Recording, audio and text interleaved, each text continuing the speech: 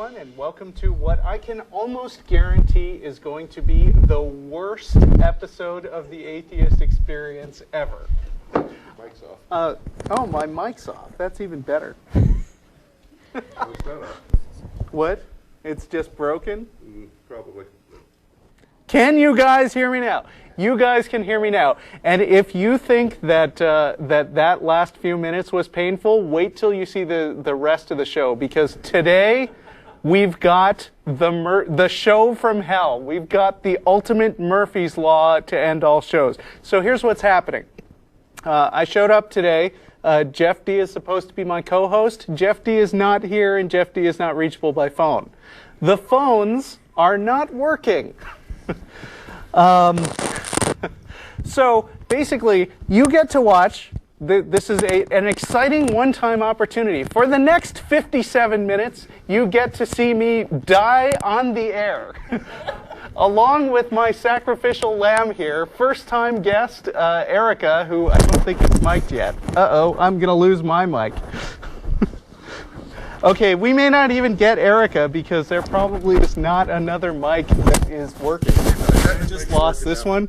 Can you guys hear me on? Yeah, can you guys hear her? Can anyone hear me on this? I think you are an extraordinarily brave person to show up on camera for the first time with no material or anything. So thank you for joining me today. Okay. No, we're getting a little smattering of applause out in the audience. Thank you. And by the way, if people badmouth you in email, they badmouth us too, so just let it roll right off. All right. Let's see. Daniel in Pheonix, Arizona says, I no longer believe in heaven, hell, or God, but because of the way I was raised, I still have an intense fear of hell. How can I get over this irrational fear? I never believed in heaven, hell, or God, so I don't have that irrational fear, but I hear it's common. It is. How do you feel? If I stop and think about hell for longer than about 10 seconds, I start to feel afraid of it again. Okay.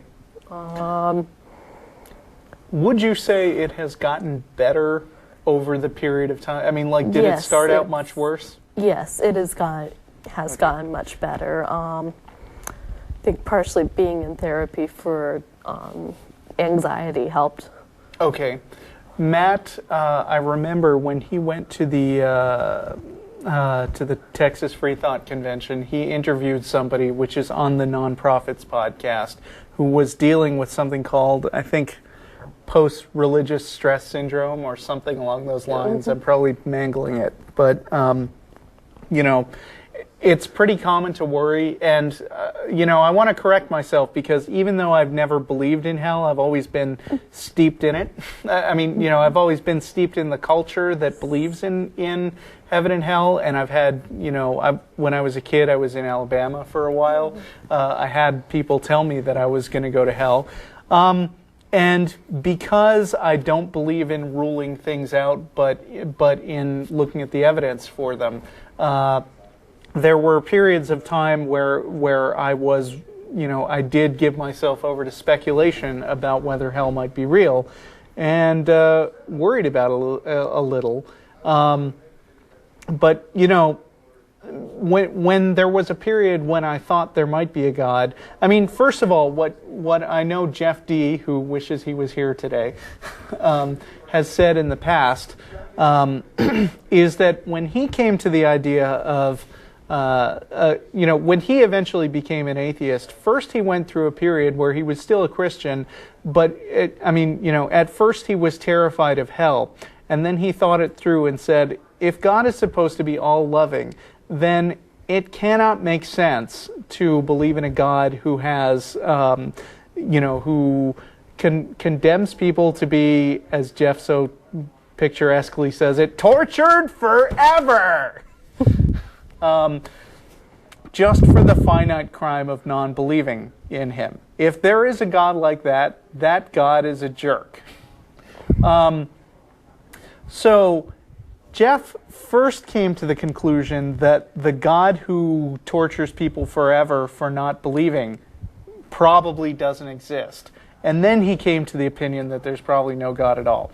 So first of all, I would say, look into some alternate religions, or look into how many religions exist, because there are tens of thousands of different sects of different religions in the world. I think it's tens of thousands just of different Christian sects.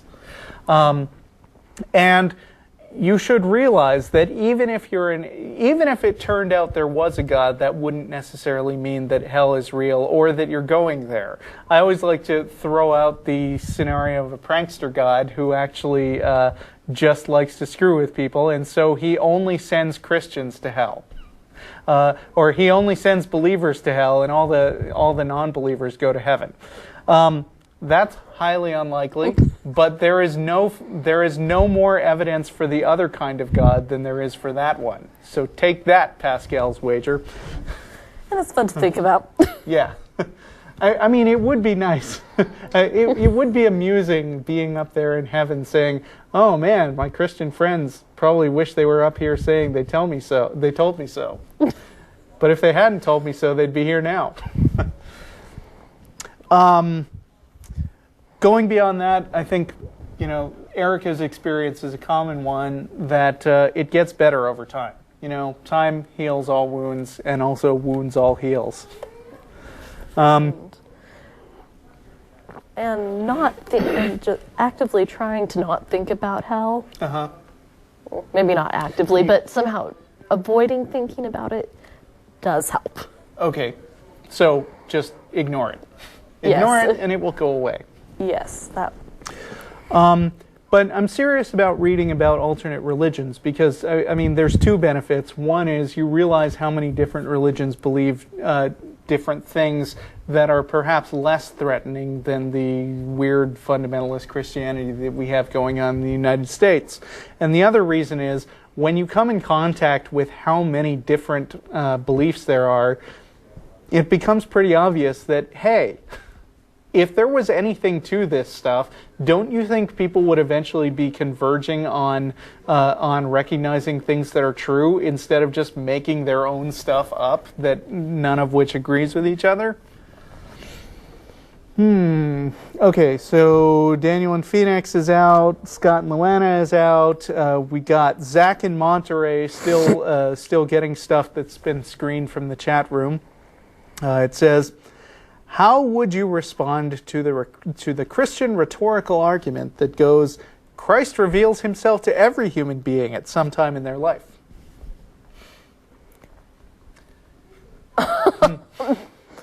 I would ask for some pretty compelling evidence that that's true. Yeah. Well, the case where this most commonly comes up is in the situation where you as an atheist say, how can the concept of hell be moral? Because what about some bushlander, what about some Aborigine living out in Australia who never hears about God? Why would that person go to hell? And what will commonly happen when this topic comes up is the Christians will obfuscate and say, well, how do you know that he won't find out about about God in some way? Maybe he'll maybe he'll reveal himself through the kindness of a child or something like that. And anyway, it's incumbent on us Christians in the civilized world to go out and take on the white man's burden and preach to those people so that doesn't happen. That is such a dodge.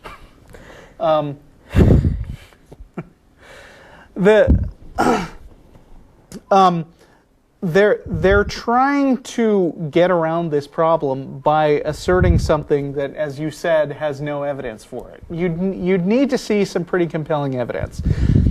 And the other thing is, when you consider what Christians actually do say about the experiences they've had with God revealing themselves to people, when you really nail it down, they really turn out to be kind of boring. I mean, God was a lot cooler in the Old Testament. He would show up in a burning bush. He would part the Red Sea. He would turn sticks into snakes. and he would come down in person and yell at people and turn them into salt. You know, he would flame on a mountain. appear before. Yes, right. He would appear before you know, Paul on the road to Damascus, strike him temporarily blind. Jesus would show up and wave his hands with the holes in them in front of Thomas and say, "Look, I'm alive." Mm-hmm. And now we're expected to accept as evidence that somebody was late for work one time and God helped them find their car keys. And it's like, when I hear about experiences like that, I just have to say, if that's the way that God has chosen to reveal himself, I mean, if God had revealed himself to me that way, I would probably just say, oh, well, I found my car keys. That was lucky. Or I remember the comedian Emo Phillips doing a bit in where he got sent to jail, and there was this tough guy coming after him, and he says, "Lord," he prays, "Lord, if you get me out of this situation right now, then I promise to go to church every Sunday." And just then a guard showed up and said my sister had posted bail, so I prayed, "Thanks anyway." And we actually made it through an hour. And I am battered, but still, you know, relatively unscathed. And thank you very much, Erica. Thank you very much to our great crew, who I'm sure will have the phones in perfect working condition next week. And that's our show. Goodbye, everybody.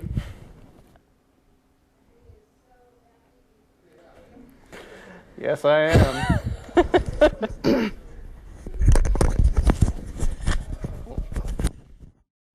The content of this video is produced by the Atheist Community of Austin, a nonprofit educational organization promoting positive atheism and the separation of church and state.